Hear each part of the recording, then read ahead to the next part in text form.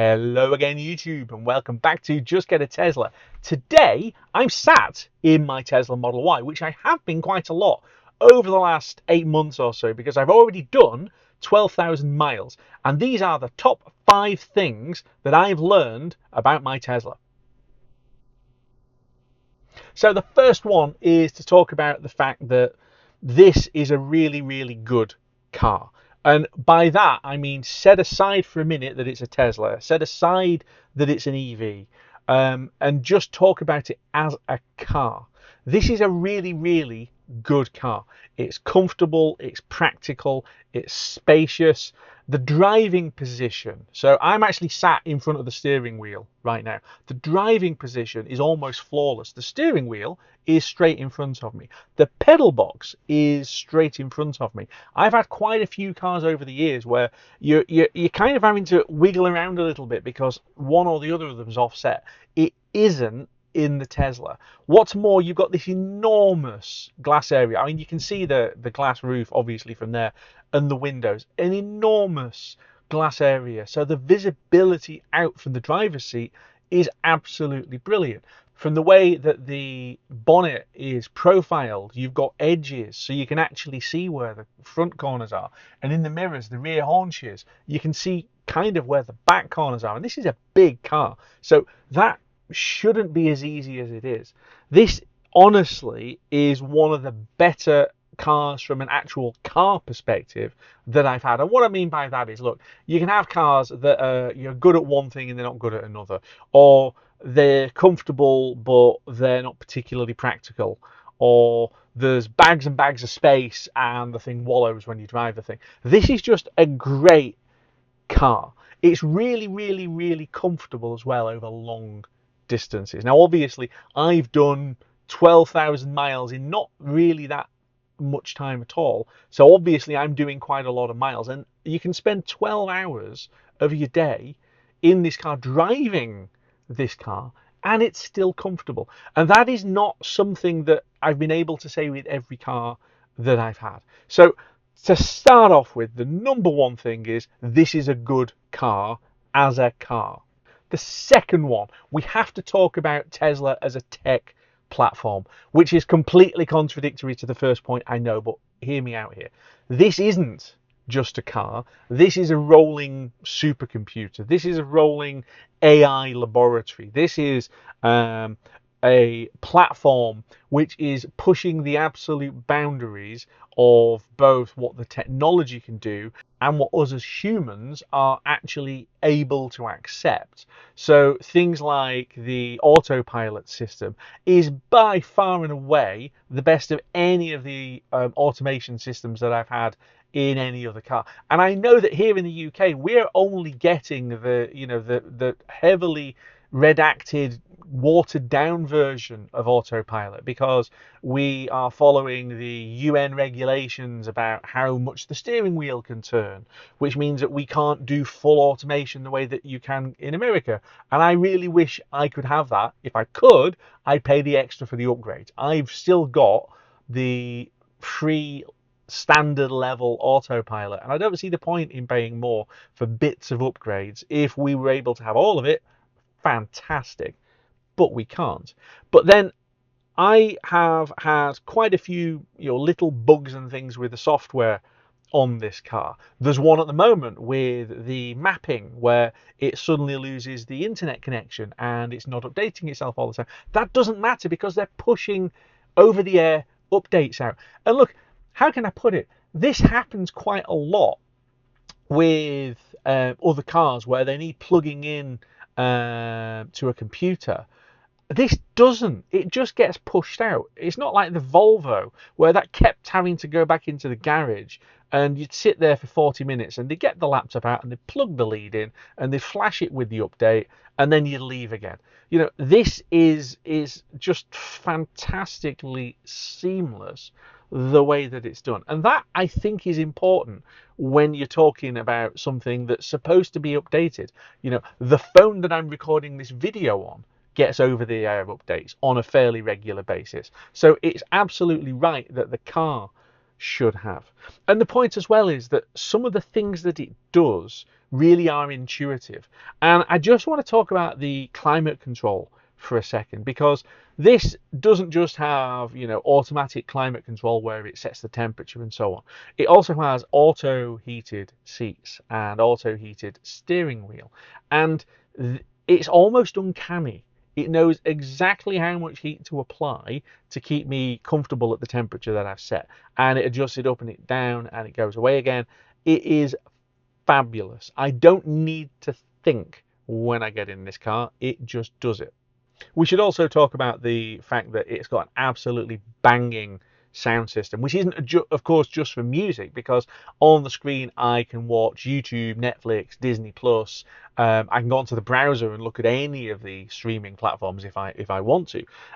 It is a fantastic place to sit, even if you just want to while away a bit of time, right? Let's say that you're on a slow non-Tesla charger. You're stuck, as everybody who hasn't got a Tesla but has an EV would be. You can actually just sit and entertain yourself with this, play games. The games are fun. It is something that's a lot of fun, and it's something that you just don't get without it being Tesla.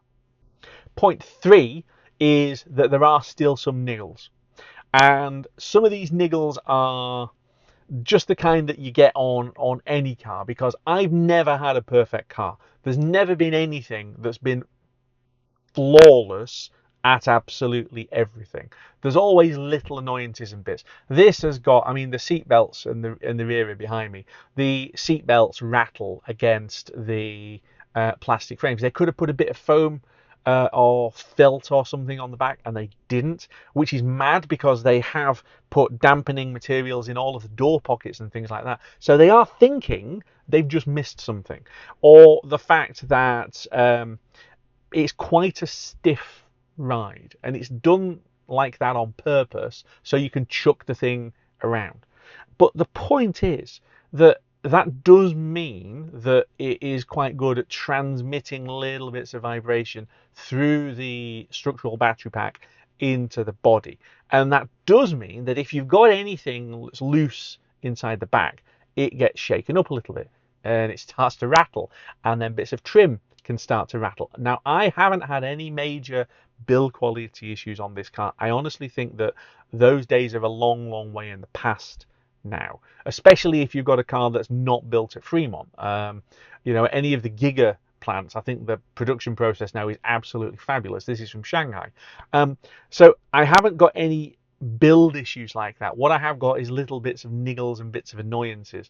Some of the software bugs can be annoying. Auto wipers and auto lights have been consistently either great or awful, and then they do another update and it goes to great again, and then it goes to awful again. Guys, just make it consistent. Auto wipers are never something that's worked for me properly on any car that's had them, and I've had auto wipers all the way back to 2002. They're always pants, but this sometimes is ridiculous, because if you're on autopilot you have to have them on, and if they're not working properly it's just irritating. The fourth thing that I want to talk about is how this car drives. This car hustles. I have had fast cars before, not with mega power, because frankly, what's the point? My 2015 Mini Cooper only had a 3-cylinder petrol engine, but that thing could absolutely screech along because it was like a little go-kart. This, on the other hand, is a very, very big go-kart, but it's got that same point and squirt kind of approach to it, because how can I put it? This car has got all of the power. I know that Rolls-Royce described their cars as having adequate power. This is adequate.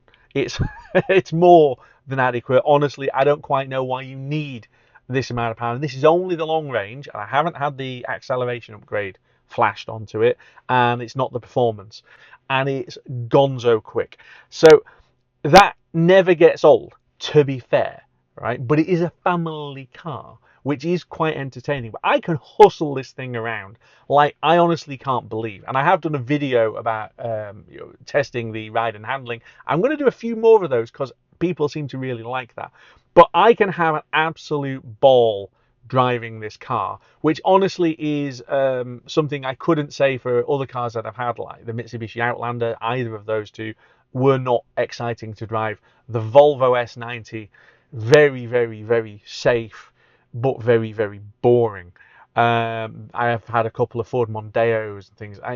Some cars are just less fun than others. This is an absolute scream. And all of that performance just means that you've got to actually be quite careful, because you can find yourself doing speed limit plus VAT fairly quickly, and then having to slow the thing back down again. But if you guys out there haven't got an EV and haven't driven an EV, here's the thing to understand. Once you've had an electric motor propelling you rather than a gearbox, whether that's automatic, manual, semi-automatic, whatever you want, you never, ever, ever want to go back to gears, because it's just astonishing the way that you can put all of the power down instantly. And especially with all-wheel drive, it's going to sit itself on the road and it's going to go. So this is an absolute blast to drive, and it just puts a big grin on my face every time that I actually go out there and have a bit of fun with it. The only problem, of course, with the way that is delivered is the fact that it's got these big fat wheels on it. Now, I've had big fat wheels and obviously big fat tyres on other cars before. The Volvo was on 20-inch wheels, and just like the Volvo, the turning circle of this car is like a super tanker, and it's not great.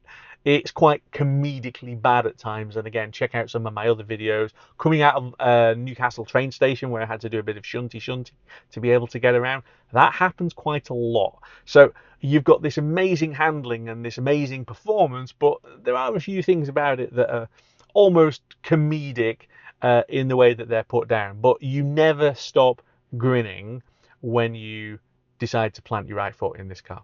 And then we've got the fifth point, which is just how effortless this car is to drive. And I have done quite a lot of long trips, and if you've been following the channel for a while, fab, thanks. If you haven't, go back and watch some of the road trip videos. I got back home yesterday, having done another one end of the country and back again trips. You can spend 12 hours in this car with, okay, charging stops and other bits, but 12 hours of travel and get out thinking, that was easy. And the best thing about it, of course, is that although it's an EV, it's no stress to do these long distances because of the supercharger network. It's the Tesla advantage, guys. This is the one thing that your Mercedes, your Jaguars, your BMWs, Volkswagens, any other kind of EV that you want to talk about, they'll build you a lovely car. The problem is you're stuck using the awful public charger network, which in the UK is ridiculously expensive and painfully slow.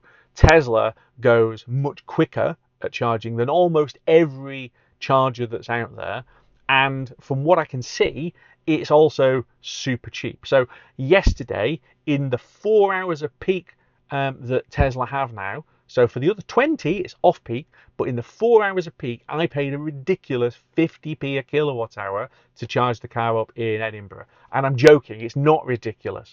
If you plug this car in now at a Pod Point charger at Tesco, where it's going to get, I don't know, 30 kilowatts or something, they're going to charge you apparently now 66p a kilowatt. So you're paying less than so many of the other public charger networks, and you're getting intergalactic speeds. That is something that just makes this car completely, as I said, effortless at doing these long trips.